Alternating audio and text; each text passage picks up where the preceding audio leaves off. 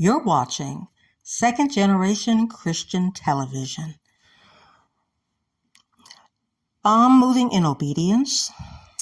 I'm coming on here to share a dream that I had years ago while Obama was still in office.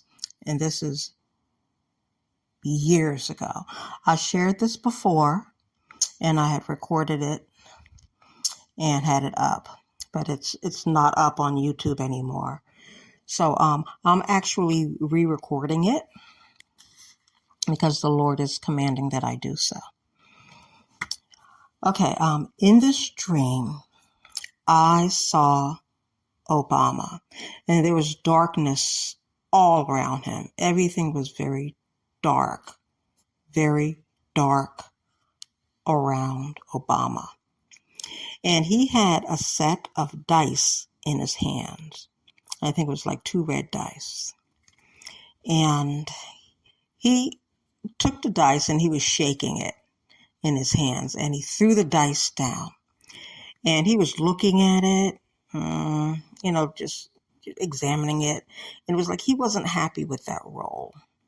He was a little frustrated. So he picked up the dice, and then he shook it up in his hand again, and he threw the dice down.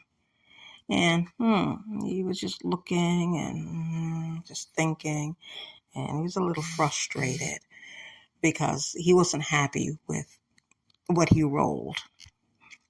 So he picked up the dice again, and he was shaking the dice, and then he threw the dice down again. And then he was thinking, and he was like, And then he said, how can I tear this nation apart and still find favor with the people? And then I woke up from that dream. The Lord pressed it on my heart to share a definition from Cambridge Dictionary. And it's the definition for divide and conquer. The definition for divide and conquer, it's a strategy by which someone remains in power by making sure that the people under their control quarrel among themselves and so cannot unite to achieve their aims to overthrow their leader. Note, Obama served 2 terms. Anyway, the Lord wanted me to share that. And the scriptures that come to mind, first is Jeremiah 17, verse 5. Thus saith the Lord, cursed be the man that trusteth in man, and maketh flesh his arm, and whose heart departeth from the Lord.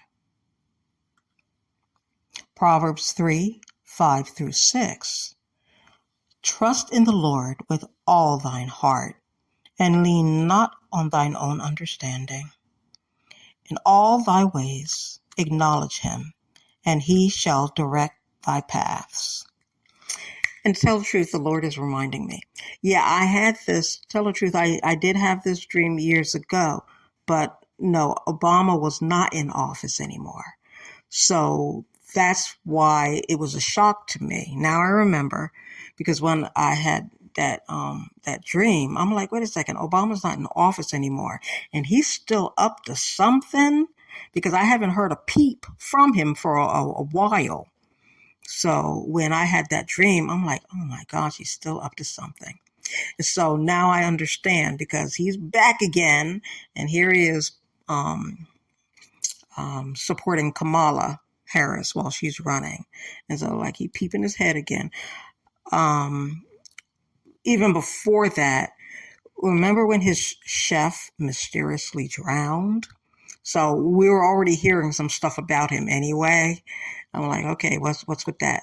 God's going to uncover what happened with that, because that definitely is not a mystery. I'm just saying, God knows. And I believe the evidence is going to come forth with that. And it's probably because he was writing a book about Obama. And I think Obama didn't want that book to come out. So his chef mysteriously drowns. I'm just saying. That's just coming to my mind. I wasn't planning on sharing that, but it is, all these things are coming to my mind. Maybe because he was still in the background and stuff happened and he was going to show his face again. You know, when he was out of office, I thought I wasn't going to hear from him again. But they make appearances here and there and do articles and magazine covers, and Michael be doing stuff. And so they're still in the background. But I honestly believe that Kamala Harris is getting her instructions from Barack Obama, and Barack Obama is getting his directions and instructions from the Black Pope of the Vatican, the one that controls the white Pope that wears the white. Okay, not black in color of the skin, black, and they wear the black, and the Black Pope is kind of like the mafia. He does the mafia work for the Vatican. And the white Pope is to remain clean, looking clean to the people. But anyway, that's a whole nother video. I didn't mean to go off in all this tangent. But anyway, it came to my mind, and because we're tying things together, okay? We're putting all the pieces together, and God's reminding me of all these things.